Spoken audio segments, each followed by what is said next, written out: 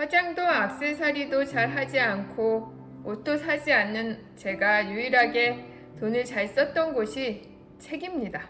책 사는 것은 돈 아깝다는 생각도 거의 안 들었고 선물을 할 경우에도 거의 책으로 대부분 하였습니다.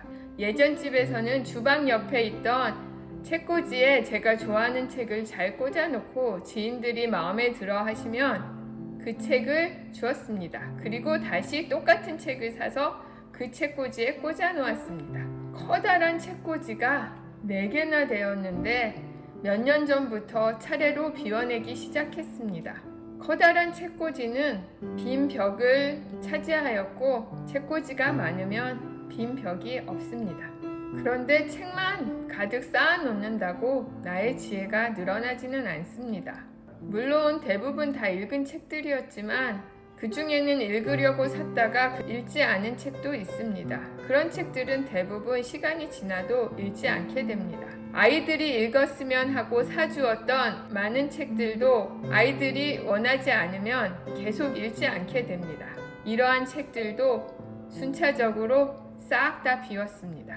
책이 많다고 내가 다 읽을 거라는 거, 나의 아이들이 읽을 거라는 거는 어쩌면 다 욕심입니다. 저에게는 책 비우기가 비움 중에 가장 오래 걸렸고 몇 년에 걸쳐 수차례에 걸쳐 차례로 비움을 하였습니다. 책을 점점 줄여가다가 작년에 제 소유의 모든 책을 다 나눔하였습니다. 보고 또 필요할 때 찾아보려고 남겨두었던 몇 권마저도 모두 나눔하였습니다. 사실 정말 제가 좋아하는 책들은 몇 권 남겨놓으려고 했습니다. 그러나 그것마저도 약간 지적 허용처럼 느껴져서 싹 다 비웠습니다. 비우고 난 후에 뭔가 아쉬울 것 같았지만 제 보물 1, 2호였던 일기장과 편지들을 비웠을 때처럼 홀가분하기만 했습니다. 가장 사랑하고 가장 소중히 하는 것을 비우면 못 비울 것이 없습니다. 우리가 살아가는데 없어서 안 될 물건은 사실 거의 없다고 생각합니다.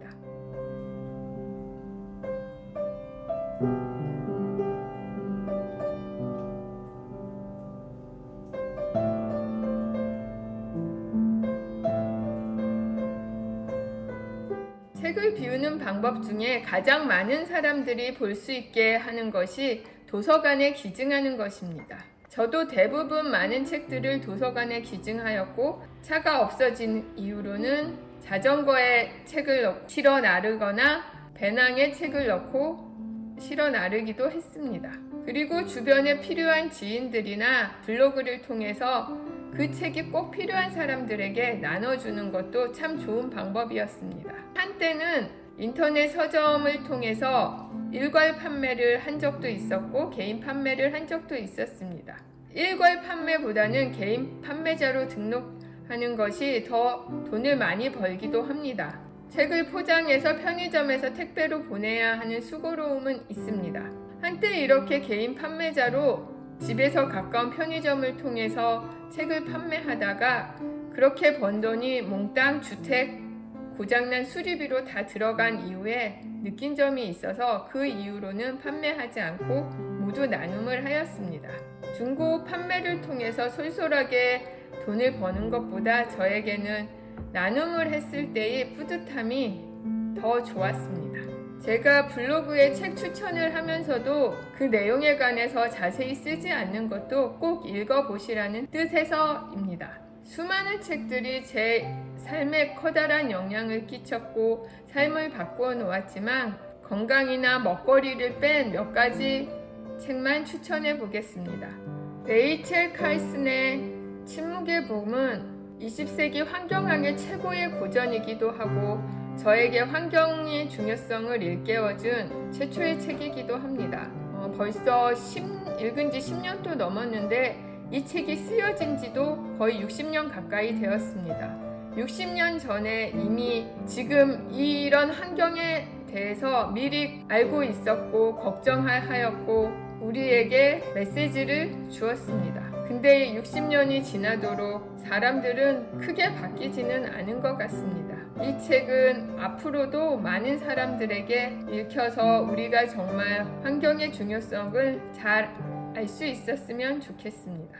말로 먹어낼 무탄트 메시지는 읽는 내내 그들의 자연과 함께하는 조화로운 삶에 존경심과 함께 감동이 밀려와서 가슴이 먹먹해졌습니다. 자신의 기준으로 섣불리 다른 사람을 판단하지 않고 각자 스스로 선택한 길을 가는 것을 진심으로 축복해 줄 수 있는 그들의 삶이 정말 존경스러웠습니다. 우리 같은 경우는 상대방을 깎아내리기에 바쁜데 정말 다른 가치를 가진 의견조차도 존중해 줍니다. 그들은 말합니다. 우리는 무탄트, 즉 문명인들이 너무 늦기 전에 모든 생명이 하나라는 사실을 깨닫기를 바란다. 그들이 지구를 파괴하고 서로 해치는 것을 어서 빨리 중단하기를 바란다 라고 말했습니다. 정말 그랬으면 좋겠습니다. 이반 일리치의 누가 나를 쓸모없게 만드는가? 이 책의 부제가 시장 상품 인간을 거부하고 쓸모 있는 실업을 할 권리인데 저는 이 책의 가치관이 저랑 너무 닮아 있어서 소름 끼치게 놀라기도 했습니다. 지금과 같은 현대 산업사회에서는 기업과 전문가가 만든 상품에 의존하고 전문가를 찾아가서 우리 인간이 스스로 할 수 있는 능력을 잃어버렸습니다. 저의 삶은 타인이나 물건이나 다른 것에 의지하지 않고 스스로 살아가는 삶이기에 이 책이 더욱 와닿았습니다. 사사키 후미오의 나는 단순하게 살기로 했다. 이 책은 미니멀 라이프를 하시는 분들에게는 너무나 유명한 책이고 너무나 잘 아시는 책입니다. 거의 몇 가지 안 되는 것을 가지고도 너무 행복하게 사시는 모습에 저도 존경하는 마음이 저절로 생겼습니다. 다른 여타 무늬만 미니멀리스트가 아니라 정말 진정한 미니멀리스트라고 생각합니다.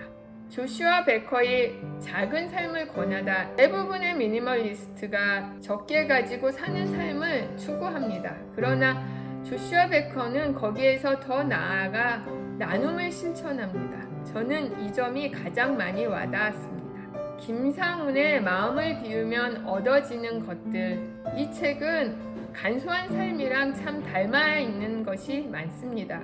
우리에게 오는 시련이나 고통이 그냥 일어나는 것이 아니라 나에게 배움을 주는 기회라는 것도 다시 한번 깨닫게 되었고, 육체에 깃든 얄팍한 마음이 아니라 정말 나의 내면 깊숙이 있는 영혼의 소리에 귀를 기울이며 내 삶이 더 빛날 수 있다는 것을 다시 한번 깨닫게 해주었습니다. 이 책을 읽으면서 저는 삶에 대해서 다시 한번 생각하게 되었고, 걱정이나 고민 그런 것들을 다 싹 비우고 비움으로 인해서 집착을 더 버릴 수 있는 기회가 되었습니다. 헨리 데이비스 소로의 월드는 이미 너무 고전이고 많은 분들이 읽으셨고 저도 수년 전에 읽었다가 몇 개월 전에 다시 읽었는데도 제가 동경하는 삶이기도 하고 제가 나중에 살아가고 싶은 삶이기도 합니다. 빨리빨리 읽기보다는 조금씩 곱씹어가면서 읽고 싶은 책입니다. 책을 읽는다고 책 속의 모든 것을 얻는 것은 아닙니다. 삶이 삶으로 연결되어야 책을 온전히 읽고 내 것으로 만들었다고 생각합니다. 삶이 되면 굳이 내가 읽었던 책을 책장에 전시할 필요는 없습니다. 저 같은 경우는 이북에 익숙하지 않기 때문에 대부분 도서관을 이용하고 필요한 책이 있으면 희망도서로 신청해서 시간을 두고 기다렸다가 읽습니다. 굳이 책을 위해서 내 집에 많은 공간을 내어줄 필요가 없습니다. 우리는 우리 집 근처에 도서관이 다 있습니다. 도서관이 나의 책꽂이가 되기도 합니다. 아주 많지요? 비우고 나니 어쩌면 더 많은 것을 가지게 될 수 있습니다. 그 많은 책들을 다 비우고 나니 나의 지적 허영과 오만도 함께 비워진 것 같습니다. 책꽂이의 책들이 나의 지식이라고 착각하고 살던 지식욕도 사라졌습니다.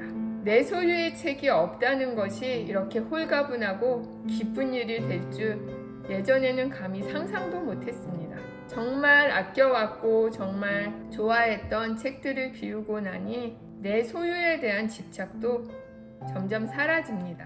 많은 것을 가져야 내 것이 되는 것이 아니라 많이 비울수록 내 것이 되는 것이 더 많음을 책을 비우면서 느꼈습니다. 삶이 되는 것. 그것이 내가 책을 읽는